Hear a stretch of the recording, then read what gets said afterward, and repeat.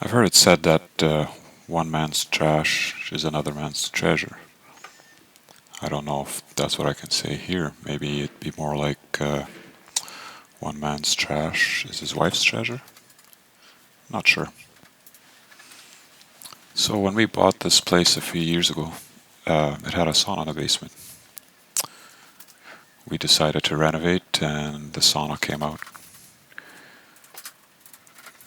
It was made mostly of cedar and some pine tongue and groove. I had kept all the material, used up most of it already, but I still had the pine tongue and groove laying around. My wife had been asking me to make her a pin board, to pin the Christmas card to that you get from your friend. Sometimes we get more than one. And as the good husband I am, I immediately started to build something after she had asked me multiple times.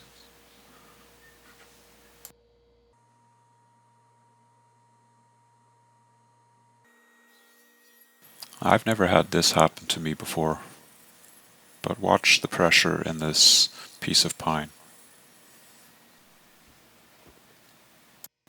Yeah, I slowed it down there. You can't even see it.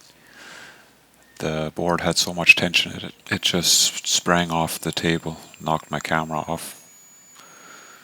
So I just gave up with that piece. I had some other pine laying around and just decided to machine that. This was one of those projects that you think is going to go quick, but just ends up taking forever. Then again, haven't really videoed many projects in a long time. So the frame, I just biscuit joint the miters. Nothing fancy.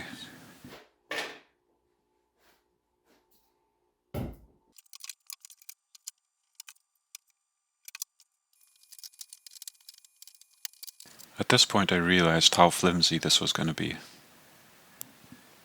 Some projects you just kind of wing it. Oh, this is one of those. I figured I would get the slats in the grooves and hope for the best.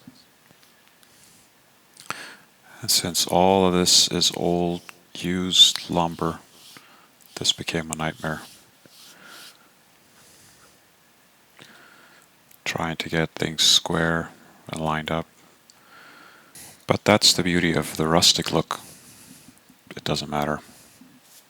It still looks good.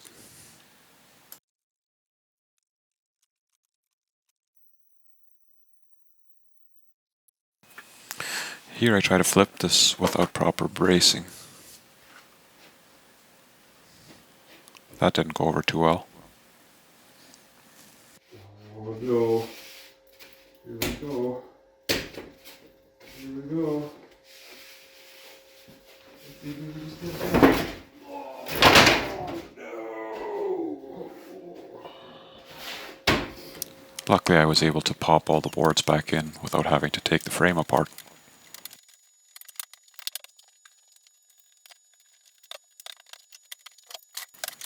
And I decided to pull the frame in a bit with clamps and then add some pins.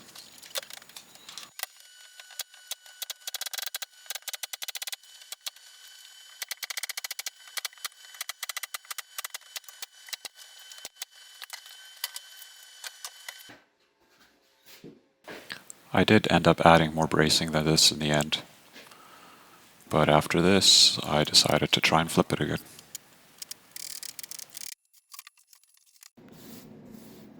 So we decided to just brush on some white paint. It's just a latex-based trim paint, so nothing special. And we decided to just brush it on just to keep that vintage or aged look. We have this small laser engraver. It's an Ortur Laser Master 2. I built this box for it last year. The downside is it only has a 2 by 2 foot cutting area, or should I say engraving area. Our pin board is closer to 4 by 8 feet, so we had to get creative with indexing marks or points to engrave a design of this scale.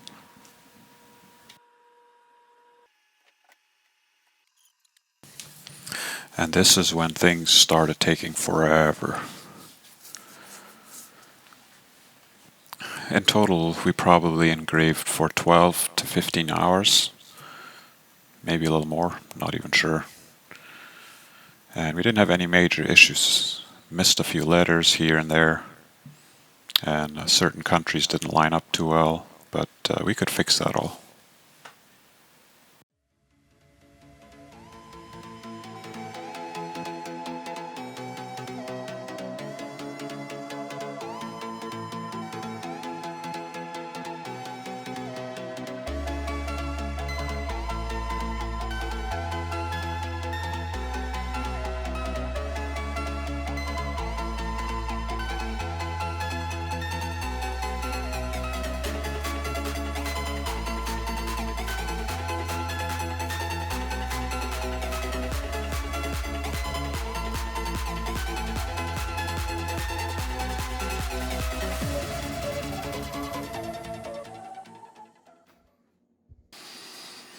So this generated a ton of fumes. I had an exhaust fan running the whole time and my garage door partially opened just to kind of vent out the space.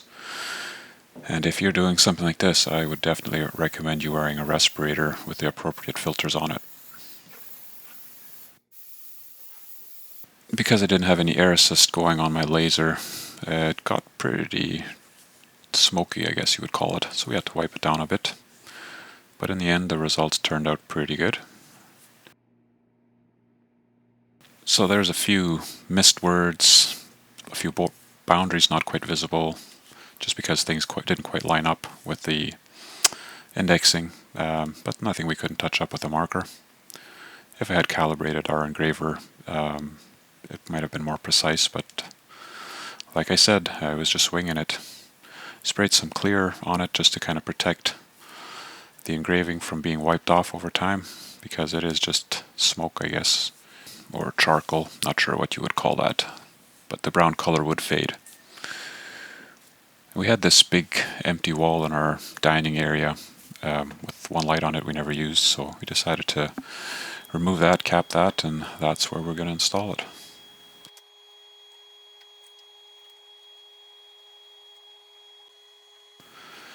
My preferred method for hanging things like this is a French cleat.